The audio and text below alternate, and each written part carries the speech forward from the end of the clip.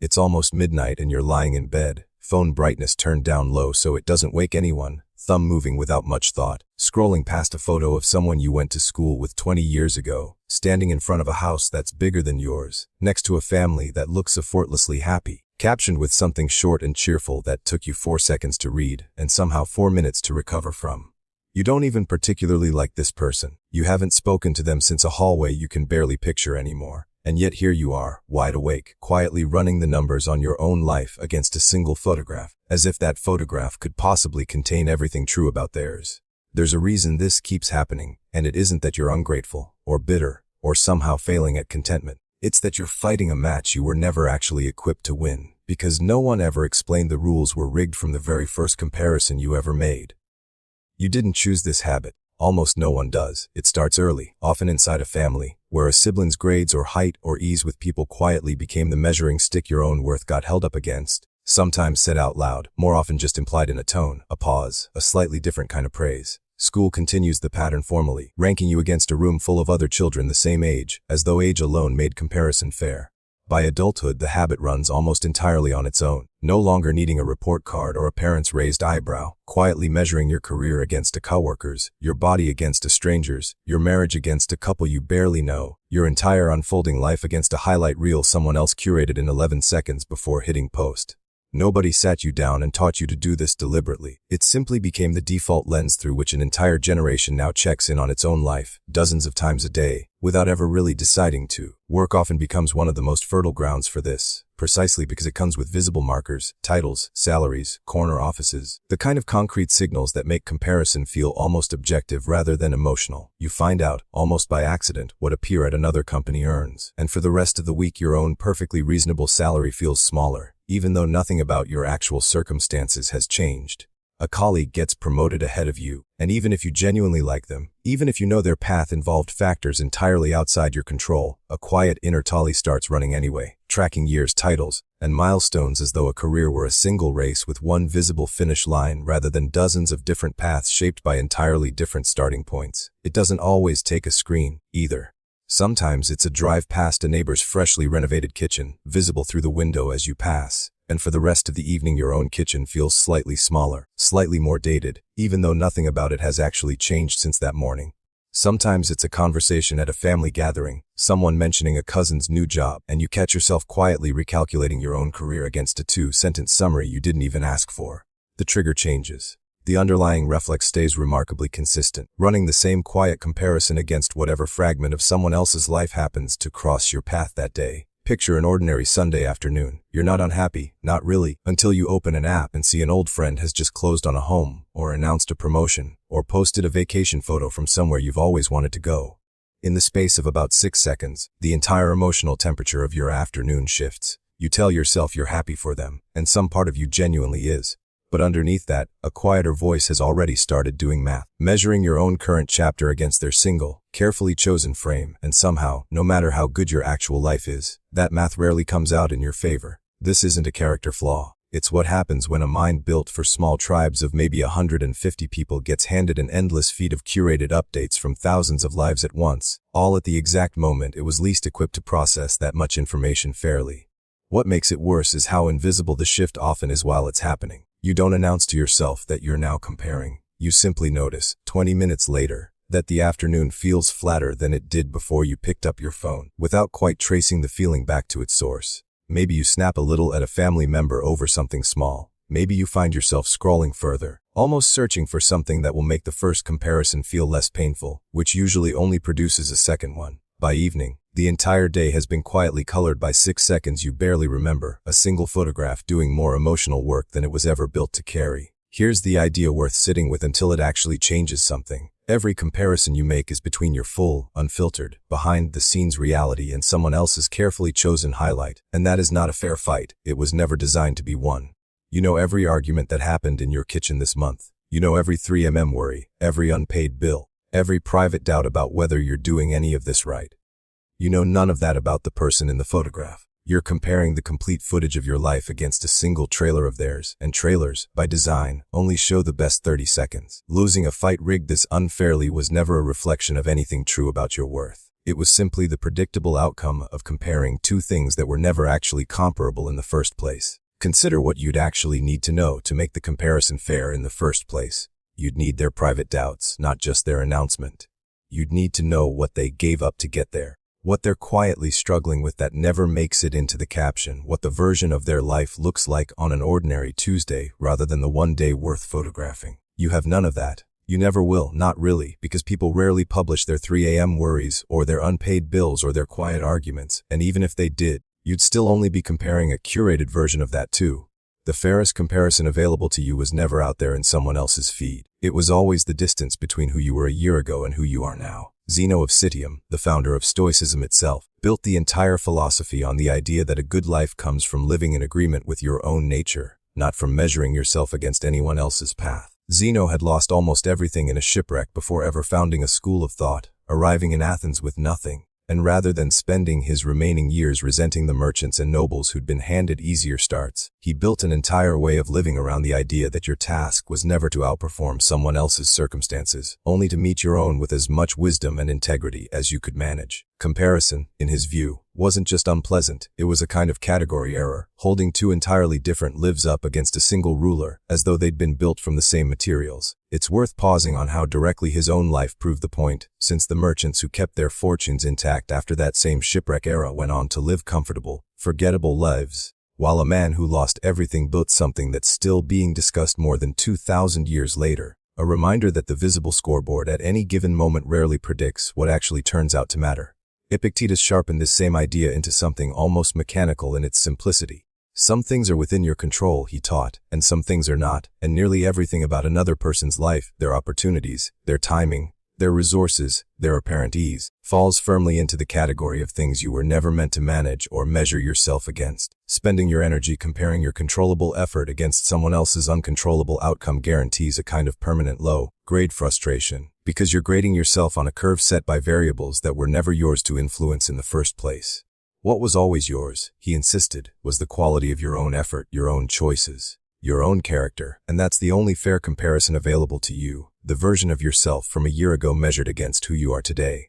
Apply that distinction to something concrete. Two people start businesses in the same year. One inherits a modest amount of capital, has a spouse with a stable income covering household expenses, and launches into a market with relatively little competition.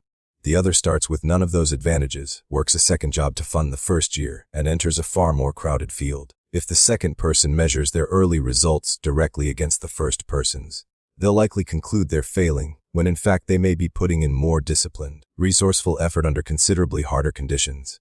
Epictetus would say the outcome, shaped heavily by circumstances neither person controlled, was never the fair measure to begin with. The effort, judged against each person's own actual starting conditions, was always the only honest one. Marcus Aurelius, writing to himself during long nights managing an empire under constant threat, reminded himself repeatedly not to waste his limited hours imagining or tracking what other people were doing with theirs. He wrote that a person who doesn't observe the workings of their own mind is necessarily unhappy, a warning aimed as much at himself as anyone, because even an emperor with every resource imaginable at his disposal still had to fight the same pull toward comparison that pulls at anyone scrawling a feat at midnight. If constant awareness of your own inner world was hard enough for a man ruling the known world, it's worth extending some patience to yourself for finding it hard too, rather than treating the struggle as some unique personal failure. A related teaching appears in Buddhist thought through the concept of mudita, sometimes translated as sympathetic joy, the practice of feeling genuine happiness for another person's good fortune without any of it being weighed against your own. The teaching acknowledges directly how difficult this actually is, how naturally the mind wants to turn someone else's joy into a referendum on your own life, and offers mudita specifically as a discipline to be practiced, not a feeling expected to arrive automatically. The aim isn't to suppress the sting of comparison the instant it appears, but to gradually retrain the reflex so that someone else's good news can eventually sit beside your own life rather than being weighed directly against it. Two separate stories rather than one shared scoreboard. There's a well-documented psychological pattern underneath all of this, first described formally by the psychologist Leon Festinger in what's known as social comparison theory. Festinger observed that people have a built-in drive to evaluate themselves, and in the absence of clear, objective standards, they do it by measuring themselves against others, especially in situations where the right answer isn't obvious. The trouble is that most of modern life, career success, attractiveness, happiness, how a marriage is really going, offers no objective ruler at all. which means the mind defaults constantly to comparison as its only available yardstick. Festinger's research also identified something called upward comparison, the specific and especially painful habit of measuring yourself primarily against people who appear to be doing better, which reliably produces dissatisfaction even when your own actual circumstances haven't changed even slightly. You can go to sleep perfectly content and wake up dissatisfied with the exact same life, simply because of what you happen to scroll past in between. Festinger's original research was conducted decades before anything resembling a smartphone existed, studying how people in ordinary offline settings compared themselves to coworkers and neighbors, a handful of visible lives within reach at any given time. What's changed since then isn't the underlying mechanism, which appears to be a stable and near universal feature of how minds evaluate themselves, but the sheer volume and selectivity of the material now feeding it. Where Festinger's subjects might have compared themselves to a dozen people they actually knew, today's mind is asked to process hundreds of curated highlights a day, each one selected by a stranger specifically because it represents their single best moment. The mechanism Festinger identified was never built to run at that volume, and it shows in how exhausted and quietly dissatisfied so many people report feeling after time spent doing something as passive as scrolling. So here's a practice for the exact moment comparison strikes, the instant you feel that familiar dip after seeing someone else's update. Pause and ask yourself one clarifying question: am I comparing my full story to their highlight reel? Say it almost like a small reset command to your own mind. You don't need to talk yourself out of feeling anything, and you don't need to pretend the photo didn't land. You just need to remind the part of you that's doing the math that it's working with incomplete numbers, comparing something whole against something curated, and that alone is usually enough to loosen the grip of the initial sting, even if it doesn't erase it completely in a single breath. Try it the next time it happens with something specific. Say a former coworker posts about a big promotion, and the old reflex wants to measure your entire career against that single announcement. Before letting that reflex run its full course, ask the question: am I comparing my full story, the parts they'll never see, the setbacks, the slow seasons, the quiet effort no one photographs, against their single highlight, chosen specifically because it's the best thing that happened to them this month? Once you frame it that plainly, the comparison usually loses some of its teeth, not because their success isn't real, but because your unseen effort is just as real, simply not built for public display in the same way. If some residue of the feeling lingers even after asking the question, that's fine, and it doesn't mean the practice failed. Not every sting resolves in a single breath.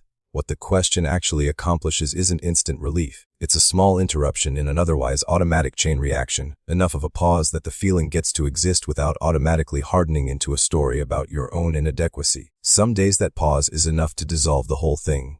Other days it simply keeps the moment from spreading into the rest of your afternoon, which is still real progress, even if it doesn't feel dramatic in the moment it happens. The same question works just as well outside of screens. Say you're at a family dinner and someone mentions, almost in passing, how well a cousin's business is doing, and the old reflex immediately starts measuring your own work against that fragment. Before the reflex runs its full course, ask it: am I comparing my full story, including every quiet setback this year that no one at this table has heard about, against a single flattering sentence someone chose to share tonight? The question doesn't erase the moment or make you stop caring about your own progress. It just interrupts the automatic math long enough for you to notice how incomplete the comparison actually was to begin with. For the deeper, recurring version of this habit, a longer weekly exercise works better than a single pause in the moment.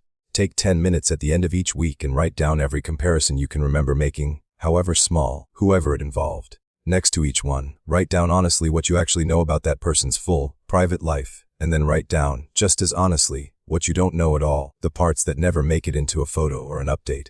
Most weeks that second column ends up far longer than the first, and seeing it laid out in your own handwriting does something a passing thought rarely manages. It makes visible just how much of your comparison has been built on almost no real information about the person you were measuring yourself against. Keep the list somewhere you'll actually see again, and repeat this monthly rather than once. By the second or third round, patterns tend to surface, the same category showing up again and again: career, appearance, family life, whichever one carries the most old weight for you personally. Once you can name that category specifically, you can start paying closer attention to it in the moment it usually strikes, rather than feeling comparison as a vague, all-purpose discomfort that seems to come from everywhere at once. Turn the evening version of this into a small nightly habit, 5 or 10 honest minutes before sleep, done in the same quiet spot each night, so your mind starts to expect it rather than resist it. Ask yourself who you compared yourself to today, even briefly, even in passing. Ask what specifically you were measuring: career, appearance, family life, ease. and whether you actually had complete information about the other side of that comparison or only a curated fragment of it. Ask where you might have been so focused on someone else's chapter that you missed something worth noticing in your own. And ask, gently, what your own version of a good life actually looks like, stripped entirely of anyone else's photograph as a reference point. These questions rarely produce a tidy conclusion in a single sitting, and they don't need to. Their value builds slowly, through repetition, until the noticing starts happening in the moment itself rather than only in hindsight at the end of a long day. Some nights this ritual will surface nothing much at all, a quiet day with no real comparisons to speak of, and that's a perfectly good outcome too. The goal was never to find something to fix every single evening. It's simply to keep the habit of checking in alive, so that on the nights when comparison did quietly shape your mood, you actually notice it rather than carrying it forward into tomorrow disguised as ordinary tiredness or vague dissatisfaction with no clear source. Underneath all of this sits a root cause worth naming clearly, even though it's a little uncomfortable to look at directly. Comparison isn't really about the other person at all. Not fundamentally. It's an old survival mechanism, built into minds that once depended entirely on knowing exactly where they stood within a small tribe, because status within that tribe once determined access to food, safety, and belonging. Falling behind the group wasn't just embarrassing in that context, it was genuinely dangerous, which is why the instinct to constantly check your standing runs so deep and fires so automatically. The problem is that this ancient wiring was built for a tribe of perhaps 150 people you actually knew, not for an endless, algorithmically curated feed of thousands of strangers and acquaintances, each one presenting only their single best moment. The instinct hasn't caught up to the scale of the modern comparison it's now being asked to process nightly, which is part of why it leaves you feeling worse rather than genuinely informed. Think of it as a mismatch between an old system and a new environment it was never designed for. The part of your brain responsible for tracking social standing evolved in a world where seeing someone else's success meant something concrete and actionable. Information about who in your actual community had resources worth learning from, alliances worth building, skills worth acquiring. Today, that same system fires just as intensely watching a stranger's vacation photo from a country you'll likely never visit, posted by someone you'll never meet again, whose actual life circumstances remain almost entirely unknown to you. The alarm goes off with the same urgency it once reserved for genuinely useful tribal information, except now it's responding to noise, thousands of disconnected fragments a day, none of them carrying the kind of actionable relevance the system originally evolved to process. For many people, this ancient wiring gets an additional layer built on top of it in childhood, particularly for anyone raised alongside siblings, or in environments where love and attention seemed to correlate with how you measured up against someone nearby. If a household quietly rewarded being the smartest, the most athletic, or the easiest child, comparison stopped being a background instinct and became an active daily strategy, a way of locating yourself within the family's actual currency of approval. That strategy doesn't retire just because childhood ends. It simply finds new arenas to operate in, new siblings to measure against, whether that's a coworker, a neighbor, or a stranger's photograph at midnight. There's a misconception worth clearing up before going further, because people often hear, "Stop comparing yourself," and quietly translate it into, "Stop being inspired by anyone," or "Stop having ambition at all." That's not what this is, and the difference matters considerably. There's a meaningful distinction between comparison and inspiration. Comparison measures your worth against someone else's outcome and typically leaves you feeling smaller for it. Inspiration notices something admirable in someone else's path and asks what you might learn or borrow from it, without requiring your own worth to shrink in the process. A person who has done this work can still watch someone else's success and feel genuinely moved by it, still set ambitious goals for themselves, still admire people who are further along a path they'd like to walk too. What's different is the internal posture, curiosity and possibility instead of quiet self-diminishment, learning from someone else's chapter instead of grading your entire book against their single best page. Picture two people watching the same interview, with someone who built a successful small business from nothing. The first watches and immediately starts measuring, running a quiet tally of everything they haven't accomplished yet, everything that now feels further away by comparison, ending the interview feeling smaller than when it started. The second watches the same interview and comes away with a specific idea worth trying, a phrase that reframes how they think about their own work, a small piece of practical wisdom they can actually use. Both people admired the same story. Only one of them let it shrink their own. The interview didn't determine which reaction occurred. The internal posture each person brought to it did. None of this lives only in the mind, and the body carries its own version of comparison whether you consciously register it or not. A tightness in the chest scrolling through a feed, a slight slump in the shoulders after seeing someone else's update, a held breath in the seconds after opening an app you didn't fully mean to open.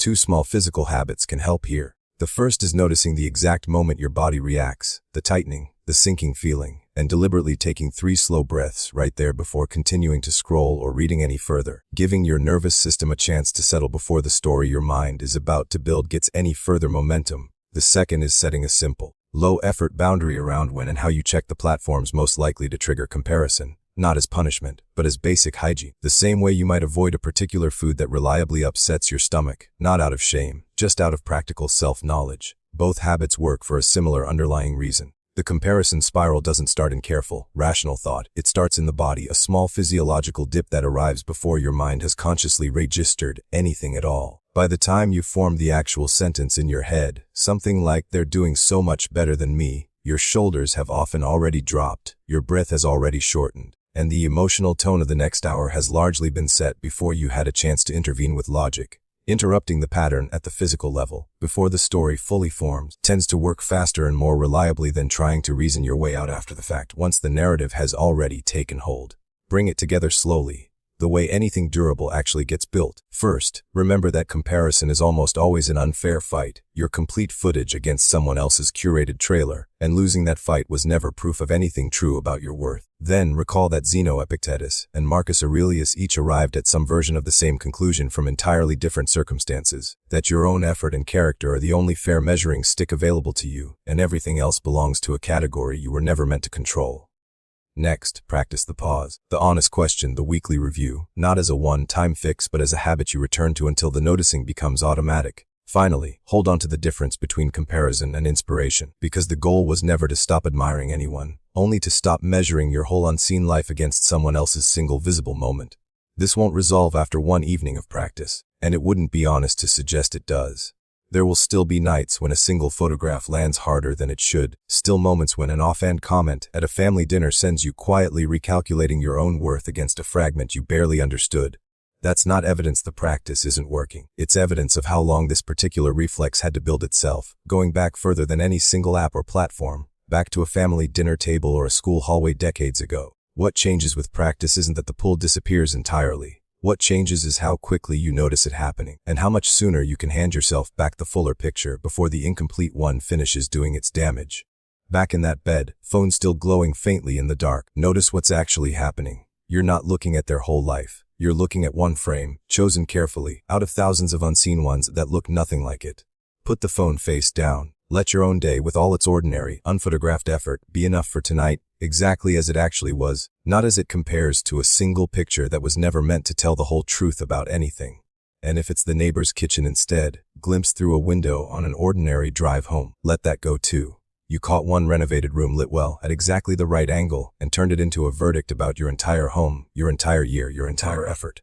That was never a fair trial, and it was never yours to lose. Your own kitchen, unrenovated or not, held every real meal, every real conversation, every ordinary evening that actually built the life you're living, none of which was ever visible from a car window at dusk. You were never actually behind. You were only ever comparing a full life to a fragment, and no one wins that particular math, not ever, not once, no matter how the numbers look. If this reached you at the right moment, there's another video close by that goes further into this same quiet work, the kind that doesn't finish in a single evening but slowly changes how an ordinary scroll through a feed starts to feel.